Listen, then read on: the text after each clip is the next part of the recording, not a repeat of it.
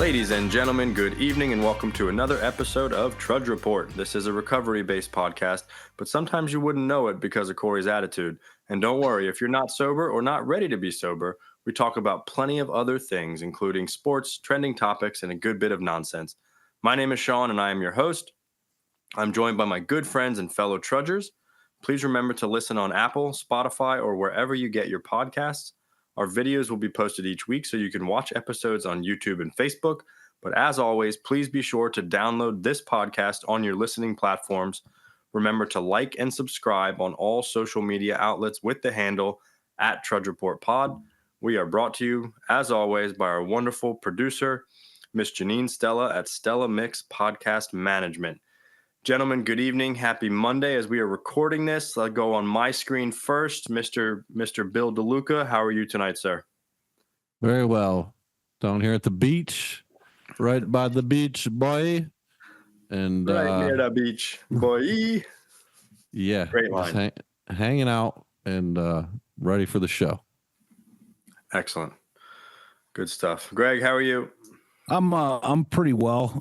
All things considered, it's daylight savings time today, so it's the worst Monday of the year. So I am beat up a little bit. I am fed up, and that has not stopped me from being bricked up. If you were in the room, you'd see the desk is not levitating. It's very carefully balanced. It's like a hologram. It appears to be floating in midair, but it is not, I assure you. Greg, it's not the worst Monday of the year. It's the greatest Monday of the year. Yesterday was the greatest Sunday of the year. Do you know why? All right, let's hear it. Daylight savings time in March, spring ahead, means more golf. It stays lighter, longer. Yeah. Don't you golf at like 6 a.m. anyway, though? For the rest of us non-whites, we'd like the extra sleep. So more golf, baby. Corey, good evening. Hi. Let's see. First off, how art thou? Up yours for that intro, Shawn. Next, it's become a thing. I hope you realize that. Almost every episode, it's become a thing, and it's going to continue being a thing. So I want to hear all the various ways you can say I suck. Okay, I just kind of go I wing it. I don't have anything written down on it. So that's even more impressive. That's impressive. I'm good. We had a rough week over here, but you know what? Grateful that I don't know. I guess grateful to be here for sure.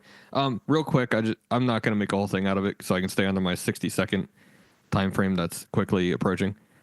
But just want to give a shout out to my buddy that passed away. His name was Lauren, but he was affectionately known as Slappy McGee because he played the bass, and I don't know, that sucks. I've known him since first grade, and there's not much I want to say about it, but just keep his family in your prayers and all that. Yeah, shout out to Slappy McGee's family for sure. Yeah, for sure. Thank you for that, Corey.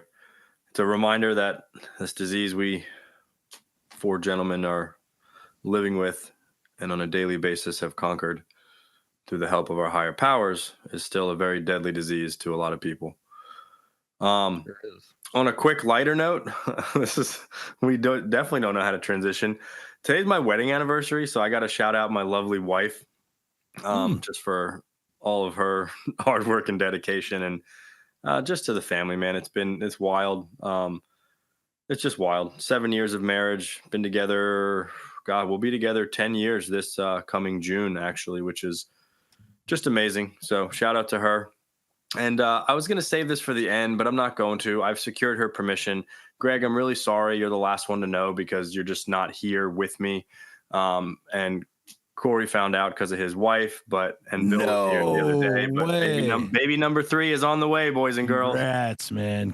Baby number 3 is on the way. Very nice. Thank you. Are we gonna get a mini McDonald, a mini Shawn this time? A Shawn Edward McDonald III. We will find out. Putting it in the universe, dude. Between 3:30 p.m. I don't think and Catherine's 4 gonna p.m. accept any other choice there because she ain't trying to hear it after this, Shawn. Between 3:30 and 4 p.m. Eastern Standard Time, Tuesday, March 11th, we will find out the gender of the young child. It's also my dad's birthday tomorrow, so a lot of cool things happen on the 10th and the 11th of March. Happy birthday, Shawn Senior. So how far is the lovely Miss McDonald along? I will definitely update everyone, Janine, not to worry, on the pod and separately off the pod. We are actually 16 weeks today.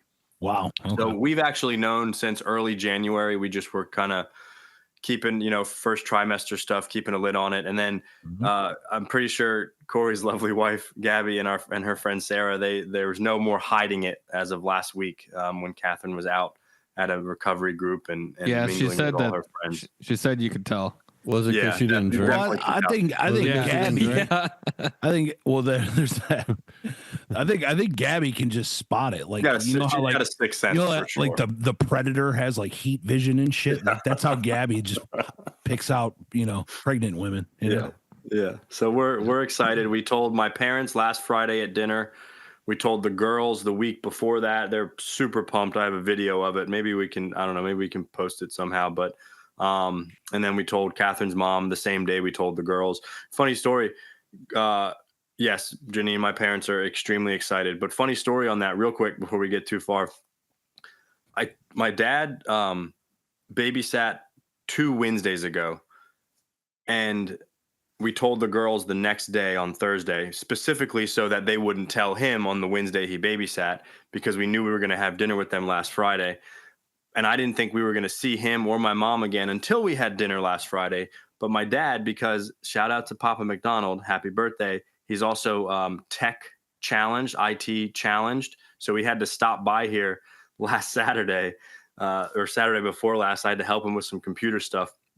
And sure enough, as he's leaving, he was like outside with Grace, and Grace apparently told him, but he didn't believe Grace though. He was like, yeah, all right. Like, haha, you're just, I don't believe you. And that was kind of funny. So when we told him, he was like, oh, Grace, you were telling the truth. So I don't know, kind of a funny thing, but yeah, they're pumped. Everybody's pumped. Catherine's doing good. All is well so far. We've had a few appointments, a couple ultrasounds. And then, like I said, tomorrow we're doing the 4D. It's actually 4D and 5D ultrasound now. When our first 2 kids, it was only 3D and it was pretty wild, the quality. Now it's 4D and 5D. So I don't know. It might come out of the screen or something. I'm not really sure what that means. saying. You can hold it and everything, apparently. I think so. So wild. But anyways, more will be revealed. I did secure my wife's permission to tell the entire world because we have a lot of followers and I know everyone's, listening and been waiting. So yeah, I mean, you got to ramp up the security detail for sure. There we go, dude. Yeah. So, all right. With that being said, we talked last week how we shifted our format slightly on the podcast. We're going to go right into the recovery segment and spend the bulk of the podcast on that. We will save some time at the end if time allows, if time permits, for some sports stuff. I know there was a lot of moves in the NFL today that a lot of us want to touch on, and I do want to leave a few minutes for all that stuff. So without further ado, we'll get into it. We are continuing on the trend we've been on about recovery groups and kind of guidelines and certain things that help recovery groups kind of function as they do and function as well as they can. So I'll read a few things, guys, and then we'll get right into it. And then we'll go around the horn a few times and share on these things. So each recovery group ought to be a spiritual entity having but one primary purpose, that of carrying its message to the alcoholic or addict that still suffers. And just some of the quick questions. Do I ever cop out by saying I'm not a group, so this or that guideline doesn't apply to me, like as an individual? Am I willing to explain firmly to a newcomer the limitations of the recovery groups and the help that they provide, even if they get mad at me for not giving them, whatever it might be, a loan, advice, a ride, kind of what we were talking about last week. Like we're not bankers or lawyers or chauffeurs or anything like that. Have I today imposed on any individual in recovery for a special favor or consideration simply because we are fellow addicts and alcoholics? Like, do I try to get special favors? Yeah. As frequent as possible, yes. As frequent as possible. Yep. Am I willing to do the work necessary to help the newcomer without regard to who or what is in it for me? I think that's a big one. Do I help my recovery group in every way I can to fulfill our primary purpose, that of carrying the message to the sick and suffering? And do I remember that recovery group old timers also can be alcoholics and addicts who still suffer? Don't have to be a new person to be suffering. We know that very well. And do I try both to help them and to learn from them? Speaking of the old timers and the newcomers, I guess. That's saying that people that have been around a while and sober a while can also be the sufferers. Yes. Spiritually speaking. Yep. Just because they've been physically sober or clean for a long time doesn't mean that they are spiritually healthy or nice. See, that's exactly why I purposely took a dive in my spirituality, between year 7 and now. That way I can hopefully rebound. Good. As an old timer. I'm glad. That makes a lot more sense than what I thought. So, Corey, we're going to kick it to you first then. You asked for it, pal. Damn it. Go right to you first. Speak from the heart, my friend. And if you need me, you guys have the Google Doc with the questions, but if you need me to repeat any of them, I'd be happy to. What we'll do is we'll go around a few minutes each, and then we'll just kind of keep going around till as time permits. So try to keep it to a couple minutes each rotation. I'll keep this short and sweet, I think. Overall, and maybe we can get into the questions a little more here and there, but like you're saying, overall, what we're talking about, helping the sick and suffering. Man, you know what? It's something one, I am passionate about it. I do like to do it. I do think it's my responsibility to do it. It's all of ours, I think, because at the end of the day, nobody knows what a drug addict's been through or an alcoholic's been through like another drug addict or alcoholic. Right. I mean, it's literally riddled throughout a bunch of literature that we've all read, right? We speak the same language, the language of the heart, however you want to phrase it.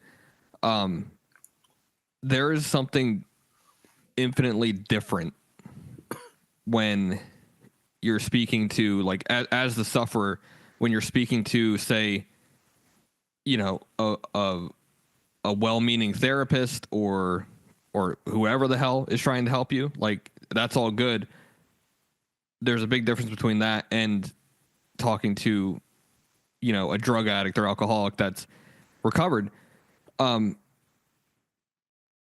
mainly, there's a level, there's a level of identification that I'm not going to. First off, if you're getting paid to try to help me, I'm already skeptical, and that's just me back then. You know what I mean? Back when I got sober, that was me. That was my skepticism, and that's a fault on me. That's a defect of mine, because, like I said, those therapists and counselors and stuff were well-meaning. I'm sure they wanted to help. I don't know if everybody's in it for the right reasons, but I also don't think they get paid a whole hell of a lot either. So they got to be somewhat half-hearted into it, right? But the bottom line is, I needed somebody that had been where I had been, for the most part. Circumstances can be different or whatever, but you have to know what it's like to want to stop, to want to stop, and do it anyway. You know what I mean? All those times, what does everybody say? How do you know what a drug addict's lying? Oh, when they're moving their lips. That's bullshit. Because all those times that I told my dad, I'm done, I swear, or my mom, I'm done, I swear, or said it to myself, I'm done, I swear, I will not use again. I believed it. You could have hooked me up to a polygraph. I mean, we've heard the whole, us four have heard the whole spiel before, but I would have passed a lie detector test. That's the whole crux of this problem, is the disease centers within our mind, and we're fighting against our mind. And the weird paradox is, we don't start to win until we give up the battle, right? The sick mind cannot heal itself. Right. So all that being said, it is infinitely important that people like us, people that came before us, that got on the other side of this thing, reach their hands out to the newcomer.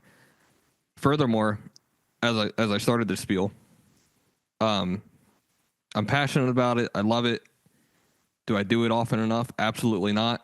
It's something I've been looking at recently. I need to stop looking at it and need to start doing it. Because they're out there. They're out there. We know where to find people that are coming in for help. but it's something that I'm personally looking at my own in my own recovery. You know, it's I like to some degree, like I've gotten like a reduced amount of like humility to the point where I'm like, oh well, I'll let somebody else, help this person and or whatever. Like I don't need to be the one that's chasing down newcomers and being like, hey, offering a helping hand.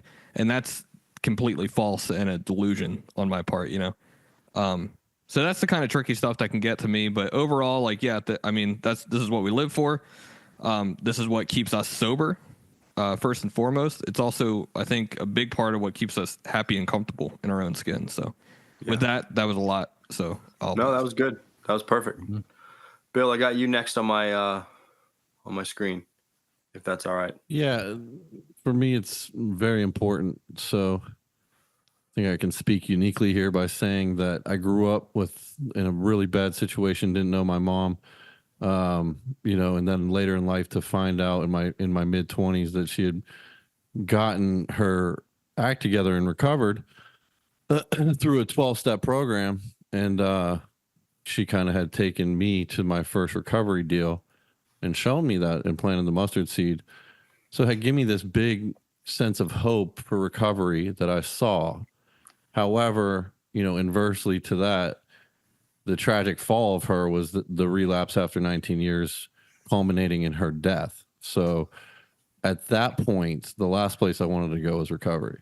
So I was forced to go to recovery after that because I became an animal and pretty much lived off the street. But whenever I came back in, I made a complete mockery of anything recovery related. And I think it really was kind of a couple of different things. It was definitely a majority was the reason I had just mentioned, but also coming in, Corey mentioned, like, I didn't know why I kept getting high or drunk. I didn't know. I would have passed a lie detector test. Yeah, I don't want to be homeless again. Who wants to be homeless again? Right. You know what I mean? I really was I'll serious. Do whatever it takes. Right. On a write it down, but like I had no clue how to do that. So every time I would fail, I kind of upped the game. The next time I would be forced back into the facility and they would force me back into the meetings, and I'd start raising my hand and saying, my name's Artie and I have this affliction, of intentionally the wrong affliction in the wrong place, and share my story as the plot of the notebook. And, it was all fun. Like, it was a big mockery. It was a big FU to recovery because I was so vexed about it.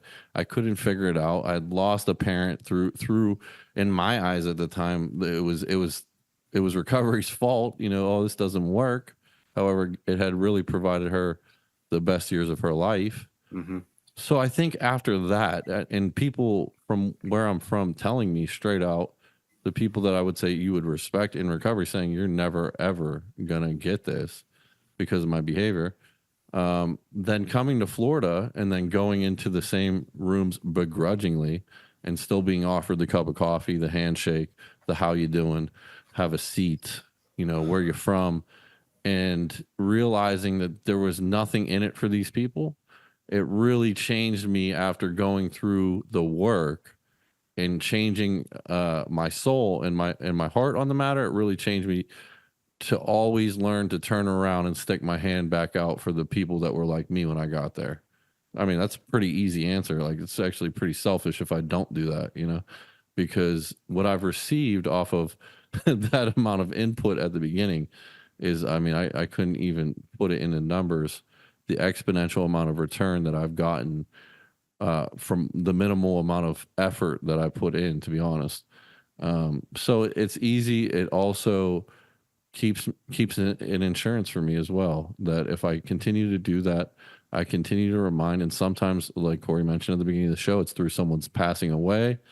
But it's sad, it's tragic, it's part of the game, unfortunately, but I don't say this, but we trudge forward. I mean, we really do as a community. So none of us are, I think we can admit that none of us are completely shielded from that, and the loss of a parent, or like Corey, best friend, completely reminds you of that. So that's my take. Very good, Bill. I'm reminded, I've said this a lot, and I of course don't think I came up with it, but when we lose someone, or someone goes out or there's a tragedy, like I've said to you guys, and I say it a lot, it's what makes the work we do that much more important for the one that we can help save, right? We don't do the saving. That's God does the saving, but we are the fingertips of God, the vessel that God uses to help try to save some people. So you're up, Mr. Phillips. Yeah, definitely eloquently said, gentlemen.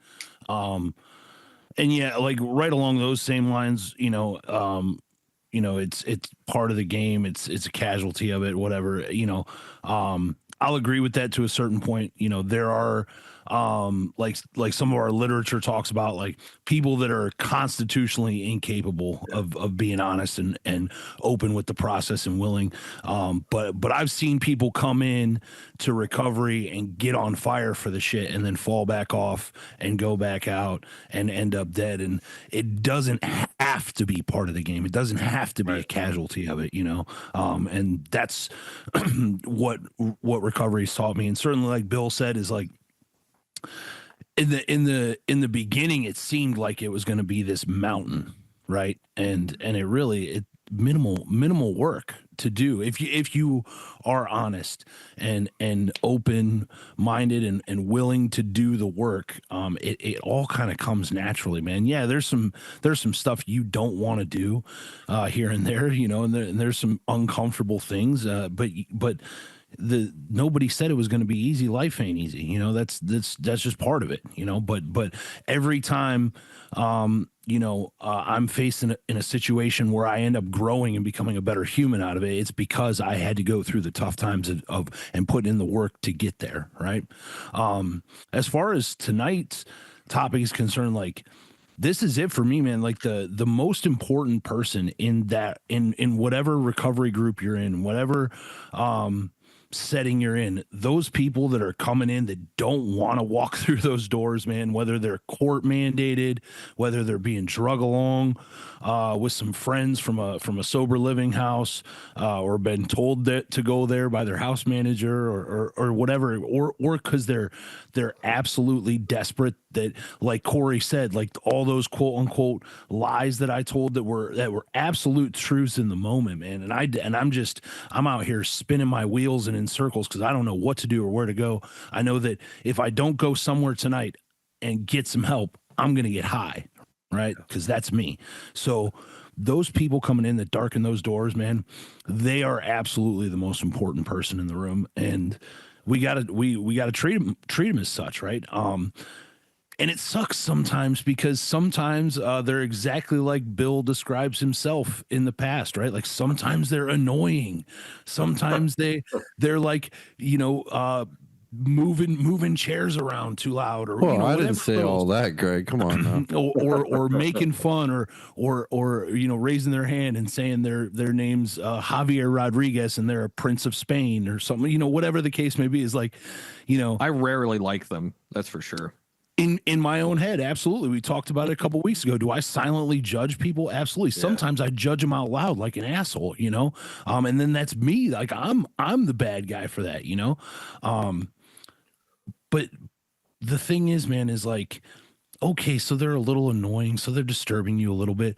What my mentor always taught me is, like, that's when, if it obviously gets to a situation where it's disrupting everybody in the room, right? Maybe you pull them outside. Maybe you have a talk. Hey, buddy, like, what can I do to help you? Because this is what we do here, and I'd really like to help you, but we can't continue this group the way it's going with you like this. But when I stopped, I was really, and I still try to keep the fire going, right? But, like, I was really on fire for recovery in those first, like, I would say 9 months to 2 years, man. I was just like, at a group every night, and maybe biting off a little bit more than I can chew, but it felt so good at that time. And, out here trying to help everyone. And, like, sometimes we can get a little, we can lose sight of what it's all about. And we can think that, going to these groups is just another social hour, to talk with my friends and talk about who's kissing who outside of the meeting and, who did what and all this, that, and the other. And, man, like, is such a blessing today because I don't even enter into that any of that. You know what I'm saying? That's not what I'm here for. I'm here to, if I'm asked to share, if I feel compelled to share about something that was read, or if I'm asked to speak at a group or something like that, that's what I'm there for, and I'm ultimately there to help the next person who is suffering in that scene. Like Shawn said, sometimes that's not a newcomer. Sometimes that's somebody that's been around for a little while and maybe isn't really working on their spiritual condition, and they're falling apart inside, but they're putting on a good face and coming out, and just telling everybody, well, I got 18 years sober, so I'm good. And really they're dying inside, man. So like, what can I do to help those other people? It's not about me, and I have to absolutely exercise that humility and remember that I'm just a very small part in a very big moving machine, I guess. So Yeah. So I was thinking about a few of these as we were talking, and I was looking at it the other day, and something you just said, like the guy that's like throwing chairs around or disrupting the meeting, that we let us not conflate the newcomer or the sick person being the most important person in the room with the overall health and welfare of the recovery group, right? So like to your point, the guy that comes in and he's still drunk, right? Maybe we call him, we would call him a wet one in that sense. And he's comes in wet, he's drunk, he's being disruptive. Maybe he's making people uncomfortable, but he's totally just kind of disrupting the flow of the meeting. What do? Well, we don't kick them out, right? Because that's not what we do. But a couple people, if it's a guy, a couple of the guys, 2, 3, 4 of the guys, take him into another room, take him outside, offer him a cup of coffee, glass of water, offer him a conversation, right? And if he's that belligerent, he may not want to talk, but if he's only a little bit intoxicated or kind of coming off of a bender and maybe he's just a little out of it, like there's a good chance that he'll want to talk. He'll probably want to do most of the talking and not very much listening, as most of them do. But in that sense, we would take them outside or into another room so as not to disturb the actual overall health of the meeting. Now, those are few and not, I don't want to say few and far between because it's happened quite a bit, but we're not going to just take like every person who just says something a little off color, because God knows that would happen all the time, and take them outside. But the person who's truly disrupting the meeting, because again, to the points that all of us just said, the newcomer can be sick, but maybe it's like the middle-aged mom that's got 6.5 months sober that's really struggling, or that's got, better example, that's got 3 or 4 years sober and maybe hasn't been super active and is starting to struggle again. She needs the content of that meeting just as much as that wet drunk needs detox or help or whatever the case may be, right? So I used to be part of a group that would, God, if there were like, a lot of times in our recovery groups, they say, if anybody new or just coming back or whatever, out of town, all that stuff, raise your hand. And people would, I got 37 days, I got 15 days or whatever. And this group sometimes the chairperson would kind of be like, oh, let's just change this meeting to a meeting on a topic that's more pertaining to the newcomer. And like, at the time, I totally understood and was probably with it and probably was that chairperson at some point, although I'd like to think not. Like, as I stayed sober, I learned that that's not really it either, because not only are you possibly singling that new person out and making them feel uncomfortable, which none of us ever, I don't want to speak for but like in generalities, we don't ever think of, because we think, oh, we're helping the newcomer, we're putting all the focus on them. That newcomer might not want the focus on them. That could cause them to kick rocks and get out of the room just as fast as nobody approaching them and showing them the way. And also, again, what you're doing is, for I'll just say a number of 3 or 4 maybe brand new people in the room, you got, in this case, it was 40, 50 people in a meeting. Like, you might have some people that were coming there specifically because they knew what book you were reading that day or what part of recovery literature you on, and really needed to hear and the message of what the format was going to be. So I think it can go either way. And going back to the main crux of what I first read, right? Each group has but one primary purpose, right? Primary being our sole number one purpose. to be a spiritual entity carrying the message to the alcoholic who still suffers. And as we know, the fill in the blank with the alcoholic who still suffers, right? Newcomer, old timer, middle timer, those who, have never done the work and gone through the process of change, those who just like to come in and, bitch about their day and drink our coffee and eat our stale cookies, and those who like come in and they do a lot of service work, they're involved, but they never really are interested in going on a spiritual journey. So I think that's one of the great things about our recovery groups is that it's open. Like each one of those people I just mentioned are welcomed with open arms, right? If you want to be the person that just comes in, doesn't talk to anyone, sits in the back, comes in 5 minutes late, leaves 5 minutes early, our recovery groups are open to you. And maybe, just maybe, you'll approach one of us or we'll approach you or you'll hear something. If you want to be the person who comes in superficially, but like gets involved in the fellowship part of it and in the brother and sisterhood of it and does service work and he maybe even participates in the recovery groups, but never actually goes on that spiritual journey to change, whether they're real alcoholics or real addicts or not. And then there's the type that like are truly desperate, broken, and have no way out and are willing to do whatever it takes to find a spiritual awakening and recover from a seemingly hopeless state of mind and body. I think God and the early members of recovery groups would have welcomed every single one of those people in with open arms. Typically, the first two that I mentioned, attrition kind of takes care of itself. So what we're left with is, how do we best carry the message, in my opinion, that God can save us, right? And that's a very simplified, way to put it, but it's very true that God has the power to remove the things that have been blocking me off from him and therefore lead me to a life of freedom. How do we best carry that message? And how each of our own recovery groups, Corey and I are members of the same one, but like Greg, you in Ohio, Bill's got a separate one. We all were members of the same at first. Like how each of our groups go about that might look a little different, and that's okay too, right? There are multiple ways to kind of get to the same message. So, all right. So I want to I'm going to focus on like one of the specific questions, and then we'll kind of go around maybe a little different than we've talked. And I'm going to go, Bill, Greg, I'm going to come back to you first and go in reverse order that we just did.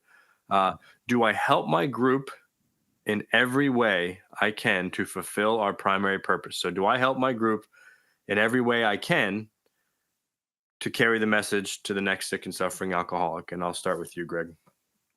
Am I perfect at it? Absolutely not. I don't think I'll ever really claim to be. And maybe that's a little bit of humility on my part. I really hope not. I hope I'm not perfect at it. But I do absolutely try my best, which is that should be the sole focus. When I'm in a group, when I'm representing that group somewhere, whether I be called into, bring the message into a detox or a rehab or something like that. But overall, because I make not a whole lot of qualms in my personal life about letting people know what I am and what I'm about. I don't go shout it from the rooftops or anything like that. But I feel like if I am the only representation of what recovery is that person sees today or this week or this month, whether it be just some normal person out in my everyday life or somebody that is sick and suffering, like I better do my best to be a damn good representation of it, right? Because if not, then that's where we get the whatever the stigma against it that people don't that people kind of think this doesn't work. As far as my group is concerned, when I'm in that group, I again, like we were just talking about, like I try to remember when newcomers or whoever is being acting the way they are in the back of the room, like, but for the grace of God, there go I, but for the help of this group or groups that I've belonged to in the past, that's me. But for the brotherhood of you guys and a lot of other guys like who kind of helped shepherd me along the way and showed me the right way to act and showed me the right way to be. That's me. I am that person. So, I try to, when I am asked to speak, or even when I'm just sharing, I try to keep it solely focused on what our group's primary purpose is. I belong to a group that is pretty much literature based, which is great for a guy like me because I can really kind of keep things focused on what the literature is talking about, and using examples of my everyday life. I don't really like to stray too far from that, but at the same time, I have been surprised, because I get judgmental, going to visit other groups in my own head, and I say, oh well, this one's not as good as mine, and oh, they're just talking about random discussion topics and nothing's focused on the literature, and this can't be as good as mine. And I've been pleasantly surprised sometimes. So, kind of what we were talking about last week, where every group runs itself, and who am I to stick my nose in that? But as far as what I do at my group is I like to keep the shares short and sweet and focused on what the literature talks about, how it relates in my everyday life, and how it can be used to help other people. And that's it. Nice. Bill, I got you next.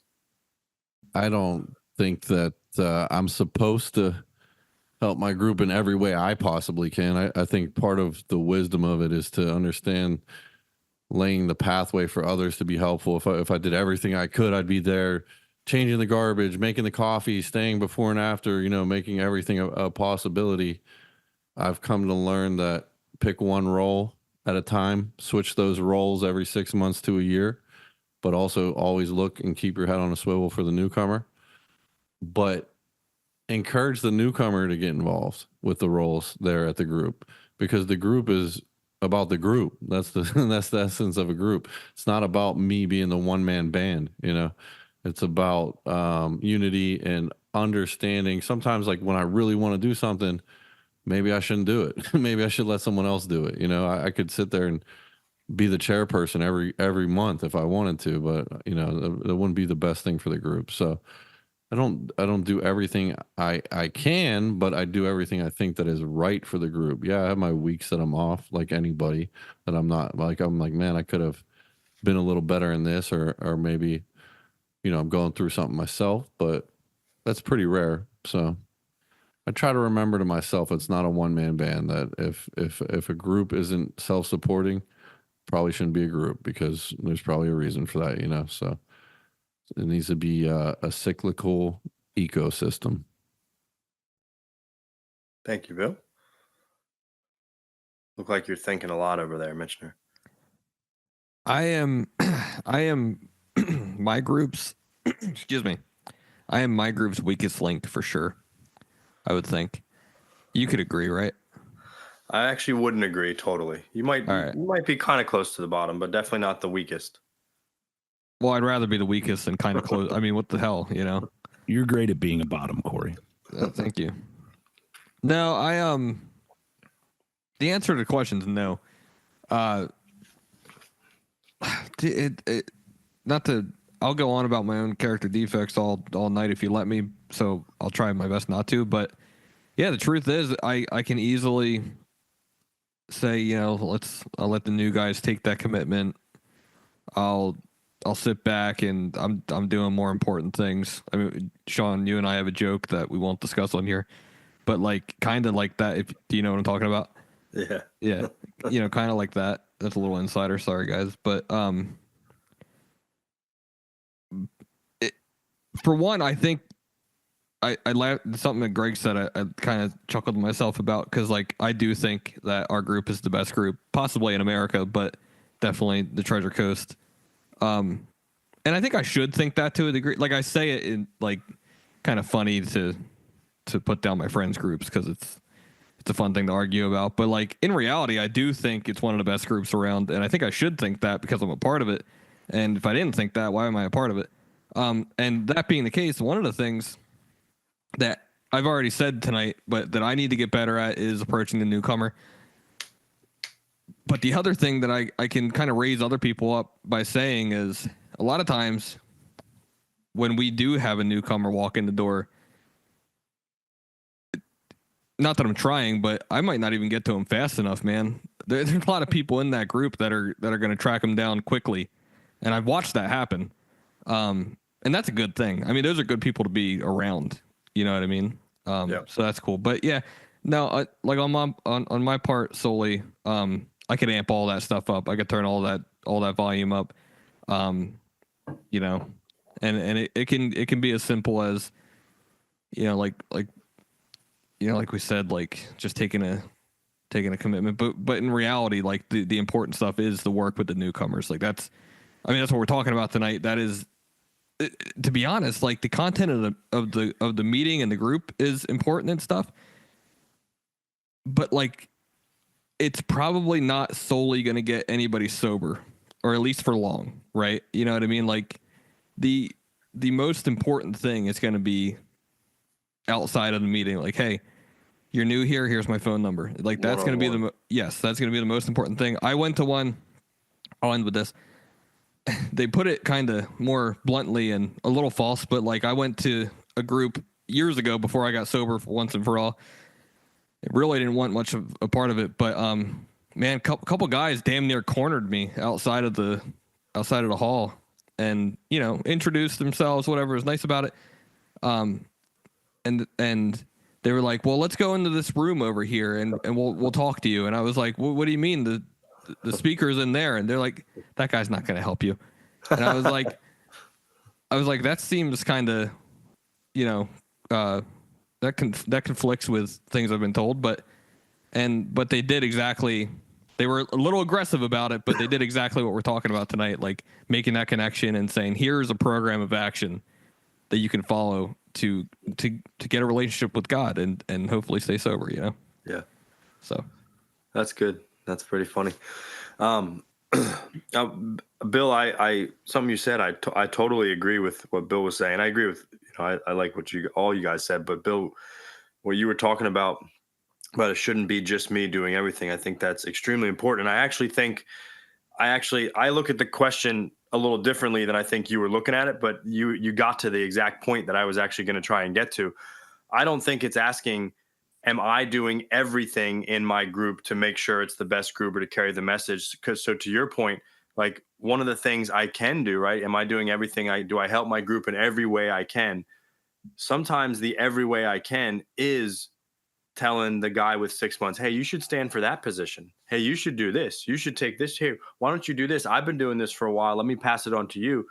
The spirit of rotation 100% is something that I can help my group do and help facilitate that spirit of rotation. It's definitely not am I chairing the meeting, opening it up, closing it up, cleaning it up, setting it up like that.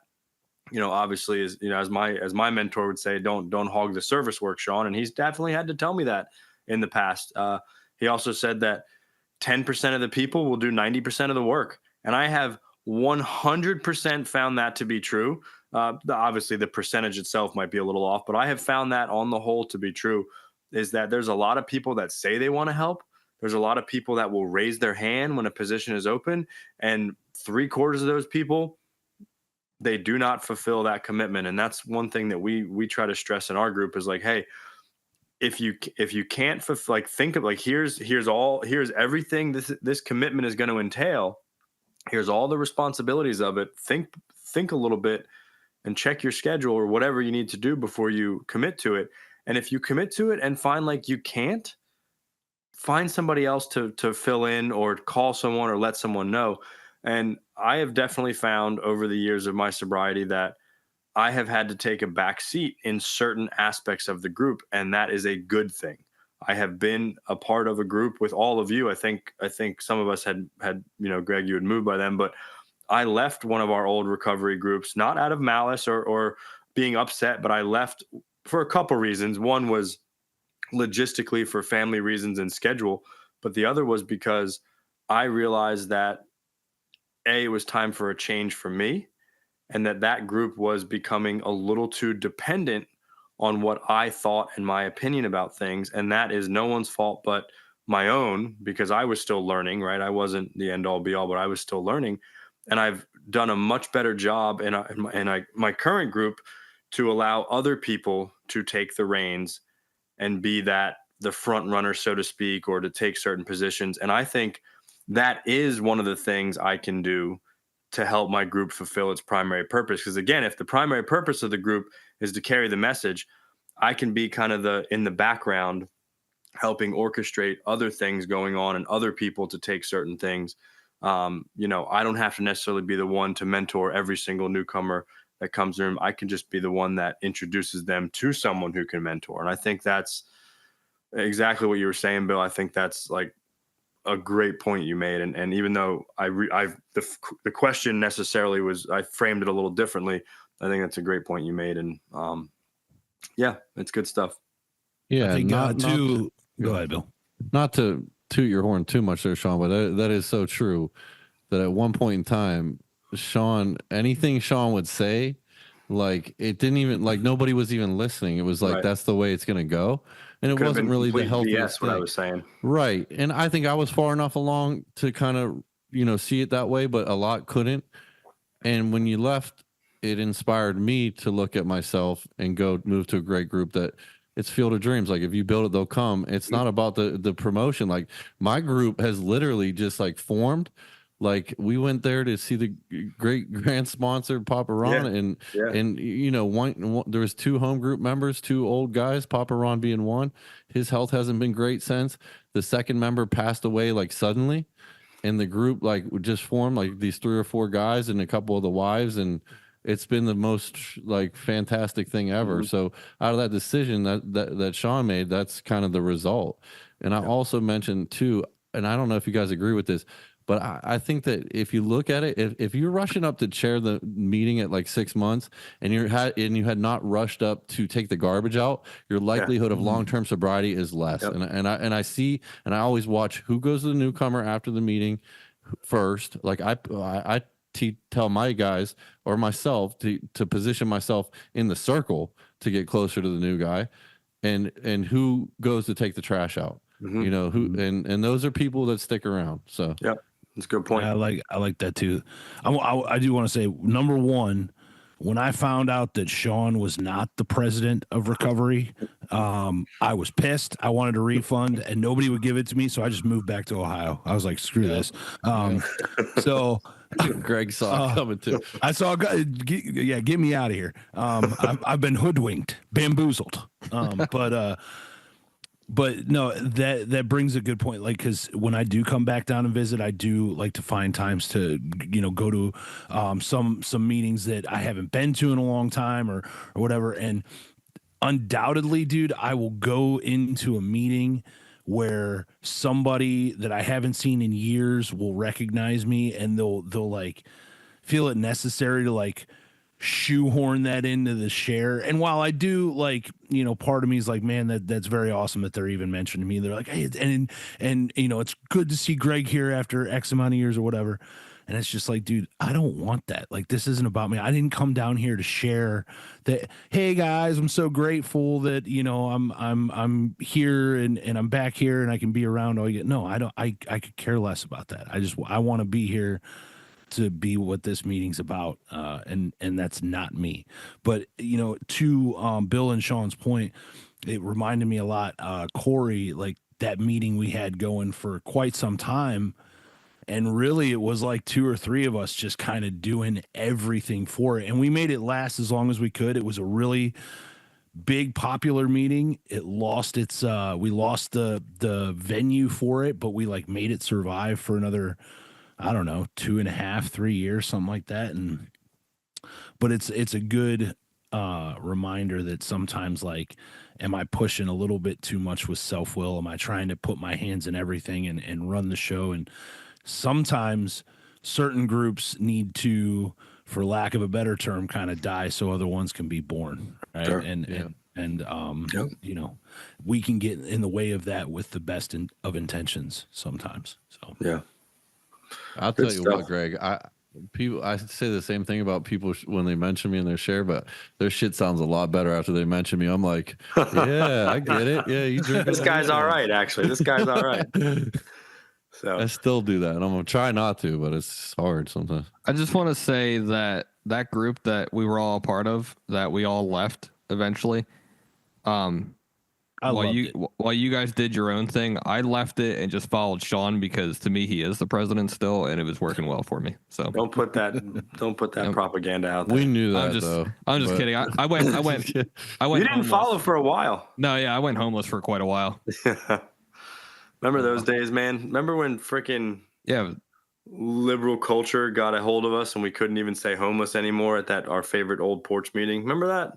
That was a terrible group conscience. Terrible group conscience. But hey, the group conscience spoke. Terrible. All right, guys. Once again, fantastic discussion. I really like this kind of new question format we got going on with these guidelines. We got a few minutes left, maybe like 7 minutes or so. Let's talk a little NFL real quick. I know there's a lot of stuff been going on. I have the least to say, Shawn. Can I say it? Go ahead. Yes, go. The season's over. Over. We lost everybody today, dude.